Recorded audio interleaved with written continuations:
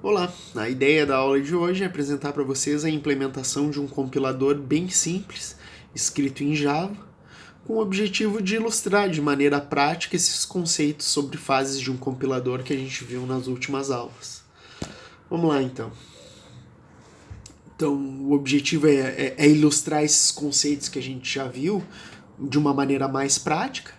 O compilador, a linguagem de entrada é uma linguagem bem simples de expressões aritméticas, e esse compilador gera código-alvo para uma máquina de pilha hipotética que não existe. Vamos dar uma olhada nisso. Então, aqui está a gramática da linguagem de entrada do meu compilador, né? Então, é uma linguagem que recebe expressões. O que é uma expressão? Uma expressão pode ser um número, ou uma expressão pode ser a aplicação de um operador.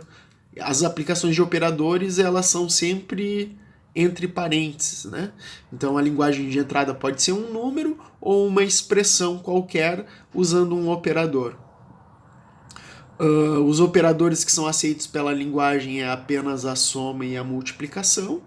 Os números, notem que são apenas dígitos, de 0 a 9. Dessa forma, aqui eu tenho alguns exemplos de programas aceitos pelo meu compilador. Por exemplo, o 3 é um programa aceito pelo meu compilador. O 5 mais 8 em volts em parênteses também é um programa aceito pelo meu compilador. Esse 3 vezes 9 mais 10 também é, e esse aqui também é um outro programa que é aceito pelo meu compilador. Então, a estrutura desse compilador é a seguinte, né? Então, entra uma linguagem fonte, um programa escrito numa linguagem fonte, que é aquela linguagem que a gente viu no slide anterior. O primeiro passo é o analisador léxico, conforme a gente viu em aula. Do analisador léxico saem os tokens que entram no analisador sintático.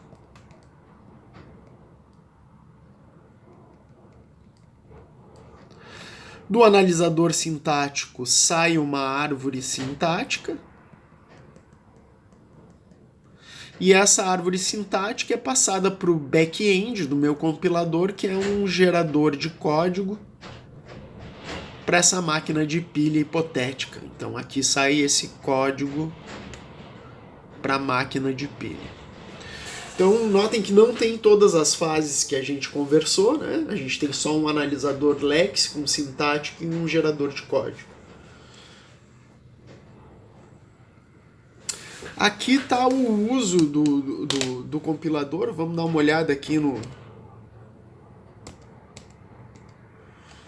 de uma maneira mais prática, né?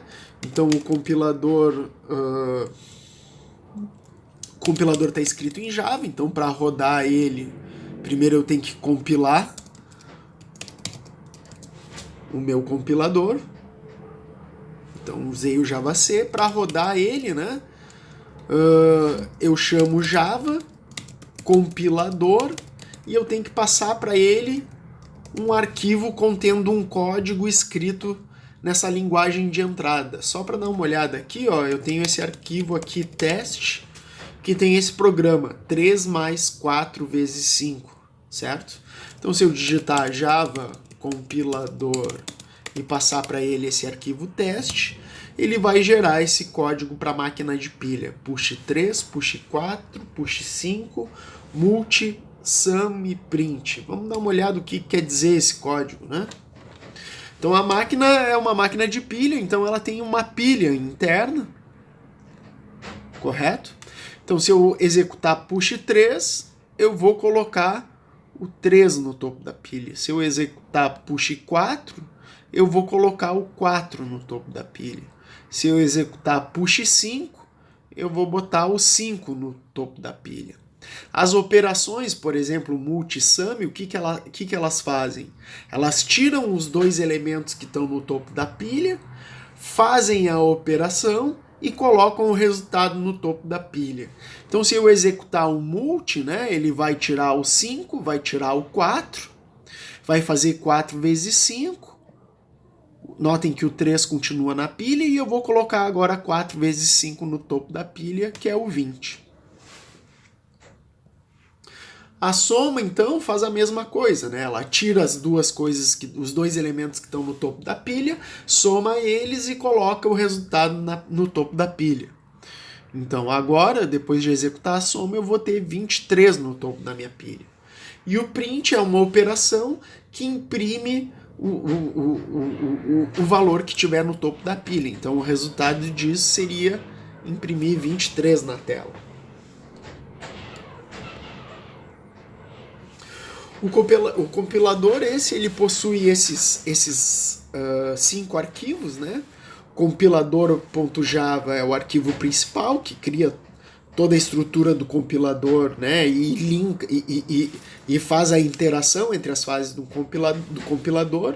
Análise léxica.java, obviamente, implementa o analisador léxico. Parser.java é a implementação da análise sintática. Geralmente, a implementação da análise sintática a gente chama de parser, né? CodeGen é o gerador de código, então ele vai receber a árvore sintática vinda do parser, vai percorrer essa árvore sintática gerando aquele código para a máquina de pilha que a gente já viu antes. E a árvore sintática é um arquivo que contém as definições das classes para a árvore sintática. Vamos dar uma olhada rápida no código desse compilador. Então, eu queria mostrar só algumas coisas a respeito desse código, né? Então, aqui é o compilador, que é o principal. Notem aqui as primeiras linhas dele, o que eu estou fazendo. Primeiro eu estou criando, né, um analisador léxico, que eu já tenho implementado lá na análise léxica.java. E notem que quando eu crio o analisador léxico aqui, ó, eu estou passando para ele args0, ou seja, eu estou passando para ele o nome do arquivo lá, que está vindo da linha de comando. Então notem que o analisador léxico é que é responsável por abrir o arquivo e percorrer o arquivo e obviamente vai gerar os tokens.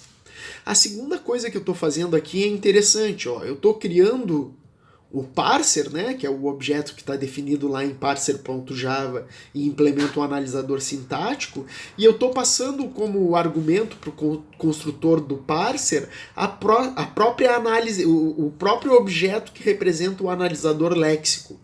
Porque se vocês olharem na teoria de compiladores, geralmente o analisador léxico ele é uma subrotina do parser.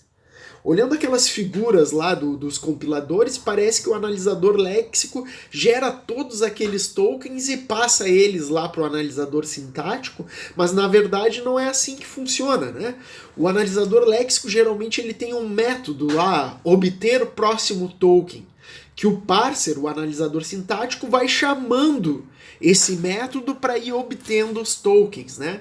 Então, na verdade, o analisador sintático ele chama esse método, obtém um token e tenta verificar lá se esse token se encaixa lá na gramática da minha linguagem, né? Se ele se encaixa, bom, então daí eu coloco na árvore sintática e chamo novamente esse método para obter o próximo token. Se o token vindo da análise léxica não se encaixa lá na sequência imposta pela gramática da linguagem, então o parser tem que dar uma mensagem de erro. Bom, depois que eu montei essa estrutura que liga o analisador sintático ao analisador léxico, eu estou chamando esse método parseProg do parser, do analisador sintático, que vai, né, ir chamando lá o método da análise léxica, obtendo os tokens e construindo a árvore sintática. Uma vez que ele percorre todo o arquivo fonte lá e já observou todos os tokens, o parseProg devolve essa árvore sintática que está nessa variável arv, certo? Daí, agora que eu tenho a árvore sintática, o que eu fiz aqui? Ó? Criei um objeto que representa o gerador de código, que é o CodeGen, e chamei o método geraCódigo, passando para ele a árvore sintática. O resultado disso é uma string com o código para a máquina de pilha. E por final, o meu compilador simplesmente imprime esse código na tela. E daí vai aparecer, né, essa sequência de instruções para a máquina de pilha que estão aí na tela. Só para dar uma olhada rápida, né? Então, no código do compilador, o analisador léxico aqui, a parte importante dele é esse método aqui, getNextToken, que o analisador sintático vai chamando para obter o próximo token. O analisador léxico, então, ele vai ali percorrendo aquele arquivo e tentando encontrar os tokens. Nota que o analisador léxico ele tem que sempre se lembrar da posição que ele está no arquivo, porque o parser vai chamar o getNextToken, vai vir um token, e, bom, quando o parser chamar novamente o getNextToken, ele tem que se lembrar da posição que ele está ali para continuar gerando os próximos tokens. Inicialmente aqui eu tenho um loop para eliminar caracteres de tabulação ou espaços em branco, e daí depois, logo em seguida, baseado no caractere corrente, dependendo do caractere corrente, eu vou gerar um novo token aqui, né, que pode ser um número nesse caso, né, se o caractere for de 0 a 9, ou então pode ser, os tokens podem ser aqui, abre parênteses, soma, multiplicação, ou fecha parênteses, e se aparecer um caractere que não está aqui em nenhum deles, ele vai gerar uma exceção dizendo que é um caractere inválido.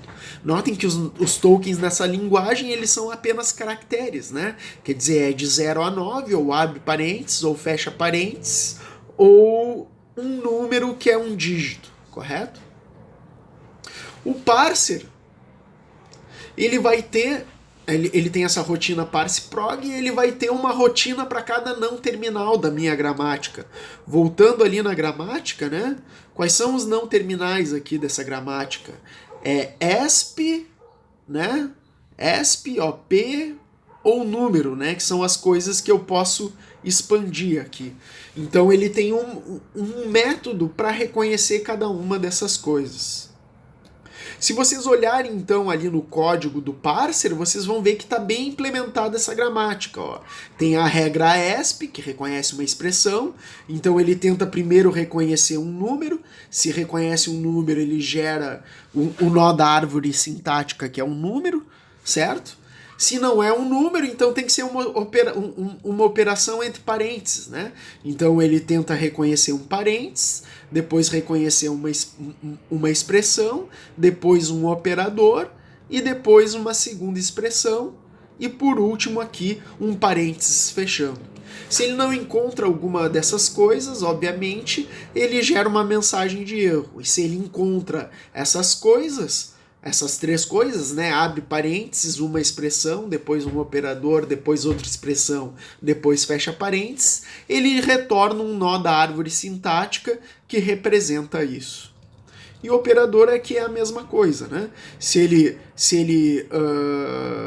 Ele tem que reconhecer ou uma soma, e se ele reconhecer uma soma, ele gera um nó da árvore sintática para soma, ou uma multiplicação, que se ele reconhecer, ele gera ali um nó da árvore sintática para multiplicação. E por último, o gerador de código é simplesmente um programa que percorre a minha árvore sintática, gerando uma string que representa o código final, né? Então ele tem um método geraCódigo, que é o método principal. Esse método geraCódigo chama então... Ele simplesmente chama o geraCódigo 2, que percorre a árvore sintática.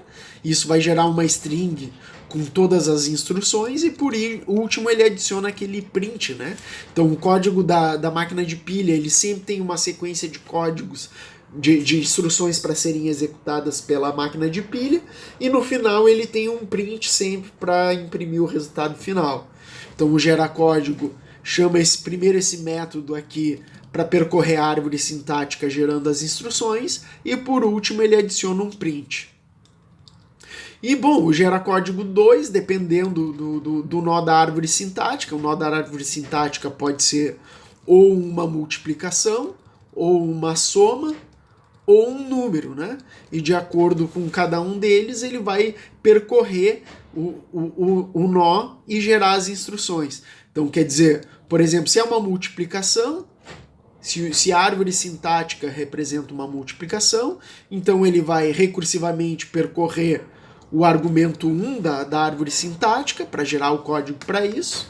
Depois ele vai percorrer o segundo ramo, né, que é o argumento 2 dessa multiplicação, para gerar o código para essa multiplicação. E por último ele vai adicionar o multi para multiplicar os argumentos que foram gerados nas duas outras chamadas recursivas. Se é uma soma é bem parecido, e se é um número, né, se o nó da minha árvore sintática é um número, simplesmente eu vou fazer um push, né, para colocar esse número na minha pilha. Bom, notem que a explicação que eu dei foi bem rápida, né? Eu espero que vocês deem uma olhada aí nesse código e eu vou propor para vocês algumas atividades para serem feitas em cima desse compilador didático. Qualquer dúvida, mandem um e-mail ou usem os fóruns. E agora eu vou colocar essas atividades ali para vocês fazerem e modificarem. São atividades para modificar o compilador didático. Era isso por hoje, um abraço e até mais.